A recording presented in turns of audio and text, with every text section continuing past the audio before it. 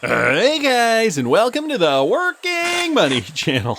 Monica Long, guys, with this. Stablecoin payments are everywhere for good reason. When we met the Rail financial team, we knew their product capabilities would complement what Ripple Payments already offered. So I promised you guys a video this afternoon, and here it is. Ripple today acquired Rail Finance. So this was from yesterday. This strengthens Ripple's leadership in crypto infrastructure and stablecoin payments by adding Rail's robust back office and virtual account capabilities to our global payment networks. Learn how this deal enables institutions to move value faster, compliantly, and more efficiently with the most comprehensive stablecoin payment solution available on the market. So guys, Ripple is doubling down on stablecoins. Monica Long continues by saying, together we're taking the complexity out of stablecoin-based payments for any financial institution's needs. We'll have full capabilities such as stablecoin pay-ins, payouts, including USD, without requiring customers to hold crypto or manage accounts themselves. Not to mention the broad and deep global network, market-leading liquidity, and more. So boom goes the dynamite, guys. Another huge partnership here. Ripple did acquire Rail Finance, and that powers over 10%, apparently 10% of all global B2B stablecoin payment volume. This coming from Sentosumo Saba. Hey fam, please tell Caitlin Long why Ripple was the perfect fit and always was the perfect fit. Premium digital asset liquidity, including the RLUSD and XRP, alongside other cryptocurrencies, other stablecoins like USDT and USDC. So this is the statement here. Rail and Ripple unlocking the future of global payments. Today marks a major milestone for Rail. We've entered into an agreement with Ripple to acquire Rail in a deal valued at about $200 million. It's a big day for our team and validation for the years of work we put into building critical infrastructure for B2B stablecoin payments. We're very excited about what's ahead for Ripple. When we found Rail, Taryn and I knew that the most important thing was to build our platform, our product, and our company around what we wanted to accomplish: instant international payments for every business, everywhere. We maintained that focus while we scaled and made it the primary deciding factor for the next step. So the work so far, guys, when we started Rail, we saw an opportunity that hasn't yet been addressed to build a platform that helped businesses move money with speed, transparency, and trust. And guys, they were using stablecoin technology at the time. Well, now Ripple has purchased this company, so you can only imagine that a lot of this is going to be running over the XRP ledger. Since then, our platform has grown fast. We've processed billions in global volume, expanded our business banking relationships and compliance infrastructure, and earned the trust of our clients, who now rely on us every day to power cross-border flows. Rail now powers over 10% of all global B2B stablecoin payment volume. So that is 1 in 10. I guess if you look at just the total volume, I guess as 100%, it is a tenth of all stablecoin business-to-business payments goes through this particular company. And now Ripple has just, just kind of swooped in and taken that volume. Why partner with Ripple? Well, I'm sure it was very strategic. They've spent the last decade building digital asset infrastructure designed to work with traditional finance. Notice they put "with" there in italics because they know Ripple is a company that wants to, or has been wanting to, partner up with the financial industry to be a main player in the space. Today, Ripple is a one-stop shop for financial institutions and enterprises, providing simple, secure, compliant tools to store, trade, and move value. That shared emphasis on regulatory excellence and enterprise utility is why this partnership does make sense. So, looking at the future of global payments, guys, stablecoin, pay-in and payouts, support for third-party and treasury flows, premium digital asset liquidity, virtual accounts and collections, always on infrastructure, more corridors, and more currencies. So we're going to see a lot of these currencies running on the XRP ledger beyond Rail's current USD, Euro, Great British Pound, INR, which is the Indian Rupee, Mexican Peso, and AED, which is the UAE Dirham. We're going to see a lot more of those. And above all, enterprise-grade compliance backed by over 60 licenses globally. So what are we to expect next, guys? This deal positions us as a leading provider of cross-border stablecoin payment infrastructure and gives Rail the ability to scale with more speed and certainty. So this is what Rail gets out of it. Of course, leveraging the XRP ledger to be able to scale with speed and certainty, as they claim here. We're entering the next chapter with full momentum. The infrastructure we've built, the team we've assembled, and the clients building incredible payment systems on the Rail.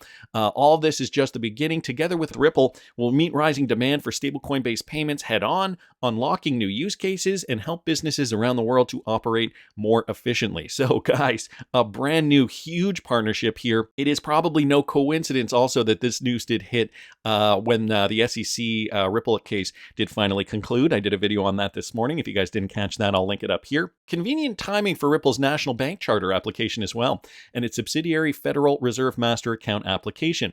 So this coming from Bill Morgan. It will increase Ripple's regulatory bandwidth, and it's likely that Rail has many more transmitted licenses covering the United States. Ripple already has about 55 money transmitter licenses in the US across 33 states, and its stablecoin RLUSD is regulated. Now it gains further licenses by acquiring Rail. So you can see why Caitlin Long was probably a little PO'd the other day. If you guys didn't catch the video I did on that, I'll link it up here.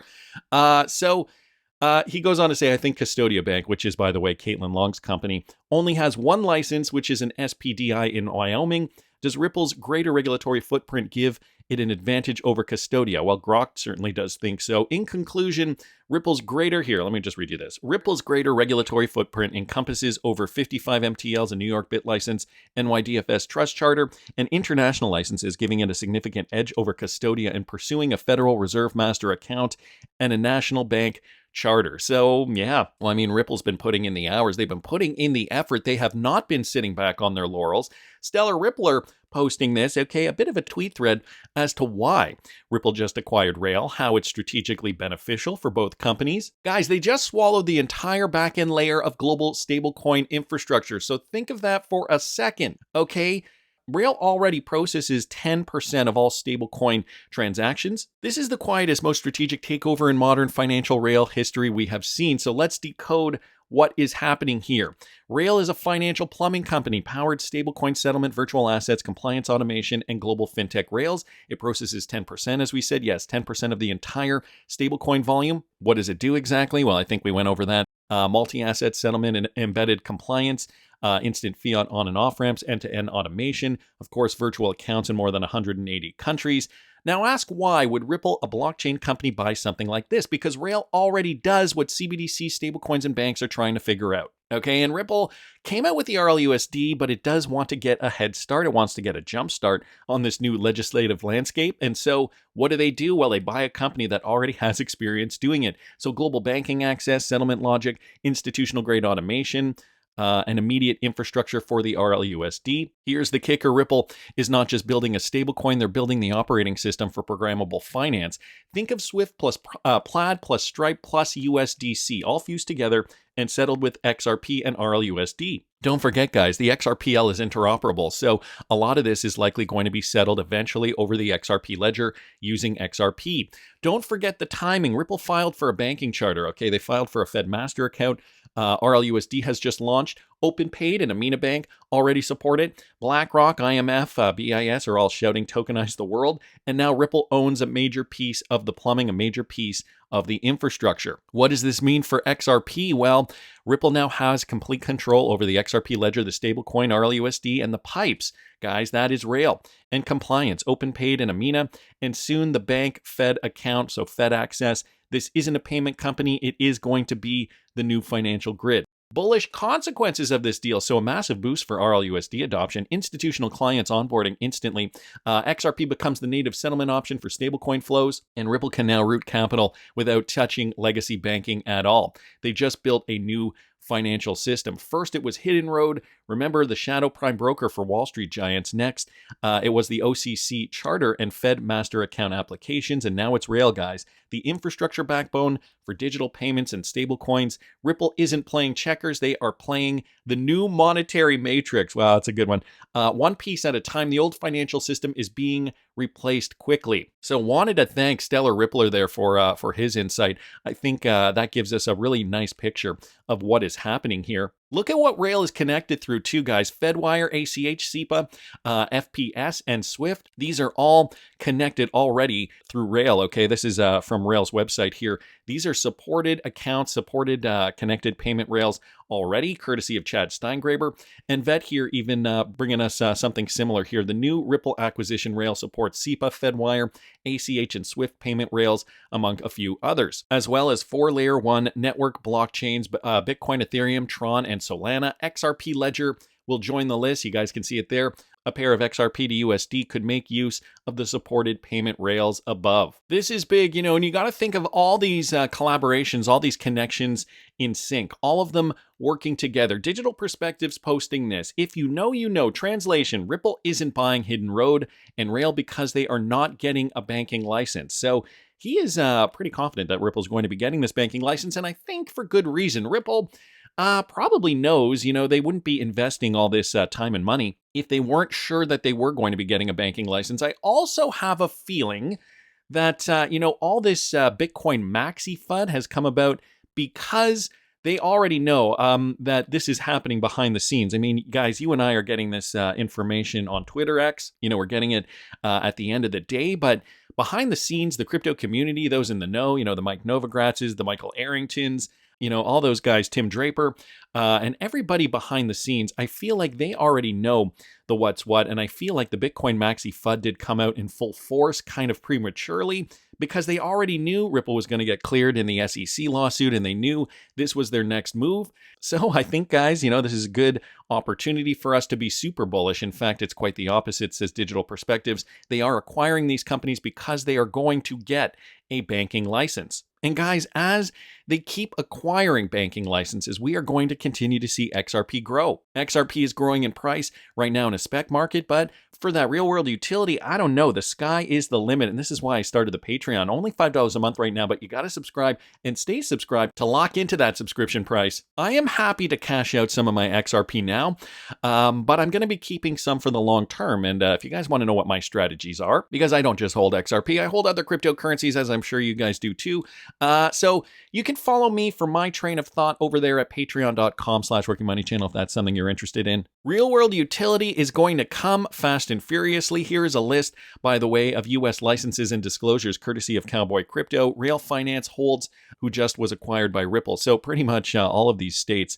I'm not going to list them all off, but I will link this in the description if you guys are interested. So states for licenses, then we have states for disclosures, and that's fewer states. But we do have a screen grab here of just the list, basically just scrolling down that list there. So, guys, I think we're on track. I think this is looking more positive than we were not expecting this yesterday morning, I guess we'll say. In acquiring Rail, Ripple has just purchased 10% of the global payment stablecoin output flow and are now building a vertical integrated stablecoin ecosystem already in use. So Wrath of Kahneman also commenting on this. The timing of this announcement does make me chuckle a little, says Tipsy Tiger, considering a certain someone's comment recently regarding Ripple, XRP, and the XRP ledger.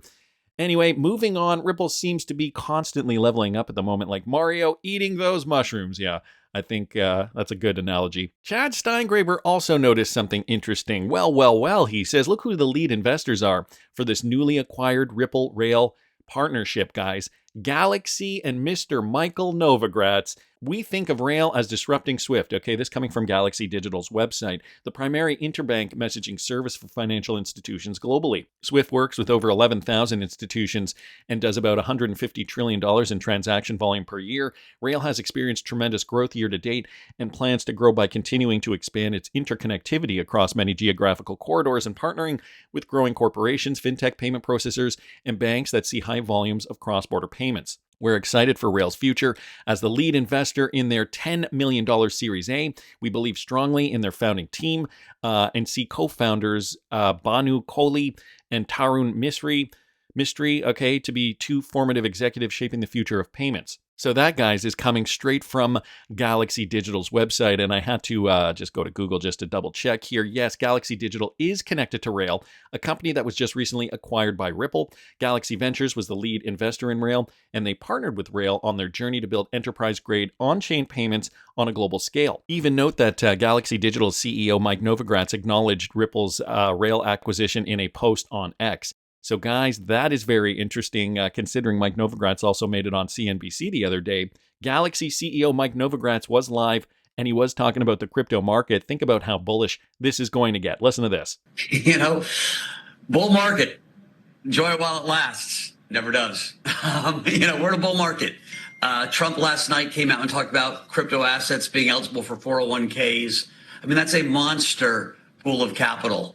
And what we're just seeing is through these treasury companies, through all kinds of different avenues, the aperture of being able to buy crypto being widened and widened and widened. More avenues bringing people into the tent.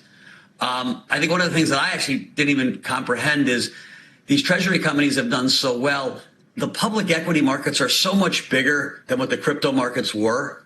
And so as we're really broadening our reach through public equities into our asset class, you're just seeing tons of money pour in. Tons of money is pouring in, and I want to just point to the fact that Mike Novogratz said, enjoy the bull run while it lasts. Could that be a hint that we may not actually see real-world utility for this particular cycle? Guys, again, this is why I have the Patreon. Follow me, $5 a month right now. I'm trying to pinpoint the top if we're staying in spec, if it's going to take some time to move into real-world utility. I have rolled back prices, but you got to subscribe and stay subscribed to lock in to the $5 subscription price. I'm also offering 15% off everything at the Working Money Channel merch store. So if you guys are interested in purchasing some Working Money Channel merch, link is in the description of the video.